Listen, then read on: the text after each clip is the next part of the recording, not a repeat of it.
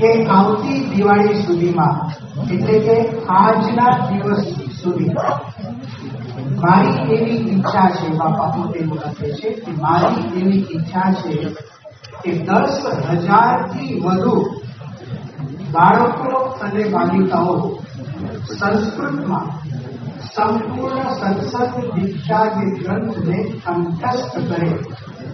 આજે આપણા સૌના માટે ખૂબ જ આનંદની વાત છે કે બાપાએ 10,000થી વધુ એમ લખ્યું દિવાળી સુધીમાં. આજે દિવાળીનો પવિત્ર દિવસ છે. 15,000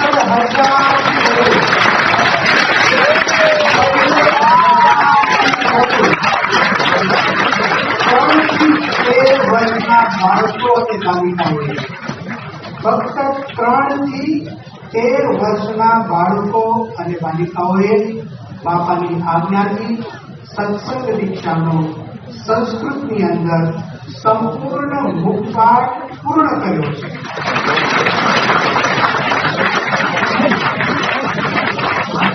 આજે બાપા જયારે આ સભાની અંદર પધાર્યા એની પહેલા અક્ષરદેવીની અંદર બાપા જયારે આવ્યા, તેમણે પોતે ઈચ્છા વ્યક્ત કરી કે આ બાળકો અને બાલિકાઓની જે નામાવલી છે, 15,000થી વધુ બાળકો અને બાલિકાઓની જે નામાવલી છે, એ નામાવલીનું હું પૂજન કરું અને હું પોતે અક્ષરદેવીની અંદર અક્ષર પુરુષોત્તમ મહારાજને સમર્પિત કરું એવી એમણે ઈચ્છા વ્યક્ત કરી. અહીંયા આવતા પહેલા જ સ્વામીશ્રીએ આ બધા જ બાળકો અને બાલિકાઓની જે નામાવલી છે એનું પૂજન કર્યું અને અક્ષરદેવીને વિશે વિધિવત એનું સમર્પણ કર્યું. બાપાએ કહ્યું, બાપાને પૂછ્યું કે બાપા આપને કેવી લાગણી થાય છે? તો બાપાએ કહ્યું શાબાશ છે બધાને, શાબાશ છે બધાને. અને પછી 3 વાર બોલ્યા શાબાશ શાબાશ શાબાશ. બરાબર છે બાપા?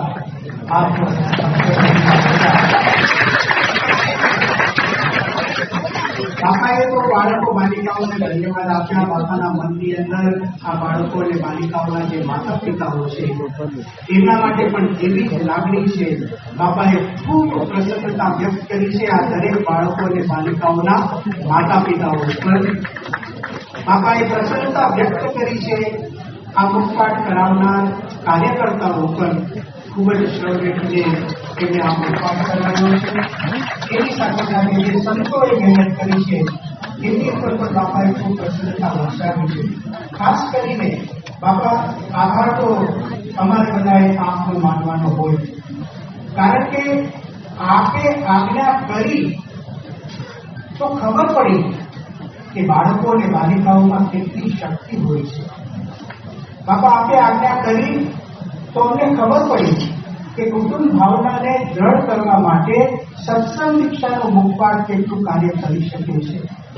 આપે આજ્ઞા કરી તો આ બધા બાળકો અને બાલિકાઓ નિયમિત થયા. આપે આજ્ઞા કરી તો બાળ બાલિકાઓની અંદર જે સ્મરણ શક્તિ હતી તે એકદમ ઉજાગર થઈ. આપે આજ્ઞા કરી તો આ બાળકો અને બાલિકાઓ માતા પિતાઓ માટે કેટલો બધો આદર કરતા થયા. આપે આજ્ઞા કરી આ બાળકો અને બાલિકાઓ ન પાડી શકાય એવા નિયમો પાડવામાં શક્તિમાન બન્યા. બાપા આપે આજ્ઞા કરી બાળકોના જીવનની અંદર અક્ષર પુરુષોત્તમ મહારાજની નિષ્ઠા દ્રઢ થઈ. બાપા આપે આજ્ઞા કરી તે સંપની શક્તિ વધી. 15,000થી વધારે બાળકો અને બાલિકાઓ એક સત્પુરુષના વચન ઉપર લોચાવર થઈને આવા સંસ્કૃત શ્લોકો જે બહુ અઘરી વસ્તુ છે એને કંઠસ્થ કરે તો ખરેખર સત્પુરુષમાં પ્રીતિ એ આત્મદર્શનનું સાધન છે, એ પરમાત્મા દર્શનનું સાધન છે. એ પ્રકારની એક વાત અહીંયા સિદ્ધ થઈ.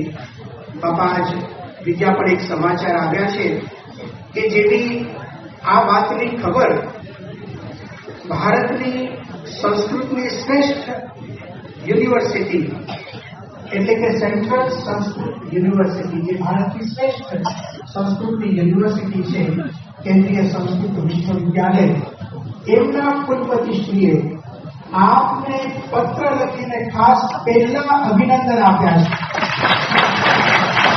અને એમણે કહ્યું કે જો હું ભૂલ ન કરતો હું તો આ એક વિશ્વ વિક્રમ છે કે 1 વર્ષની અંદર 3 વર્ષથી લઈને 13 વર્ષના બાળકો અને બાલિકાઓ 15,000થી વધુની સંખ્યામાં સંપૂર્ણ સંસ્કૃત ગ્રંથનો મુખપાઠ કરે એ તેમની દ્રષ્ટિએ વિશ્વ વિક્રમ છે.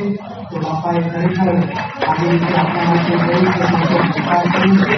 અને સાથે દિવાળીના દિવસે બધા જ હરિભક્તો આપણા જે બીએપીએસ સ્વામિનારાયણ સંપ્રદાયના બધા હરિભક્તોએ એમના દીકરા દીકરીઓને આ મુખપાઠ કરાવીને દિવાળીના દિવસે મહોત્સવી મહારાજને એક અદભુત ભેટ આપી છે.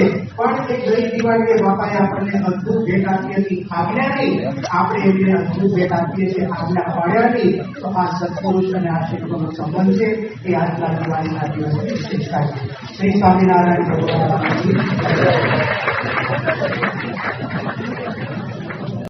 કુશળ માળી બીજમાંથી વટવૃક્ષનો મોહરાવી દે તેમ પરમ પૂજ્ય સ્વામીશ્રી પણ બીએપીએસના ભાગના એવા કુશળ માળી છે કે જેમણે પોતે 15,000 કળી કુસુમોને ખીલવીને બીએપીએસના ભાગનો વિશેષ મહત્વ કર્યો છે.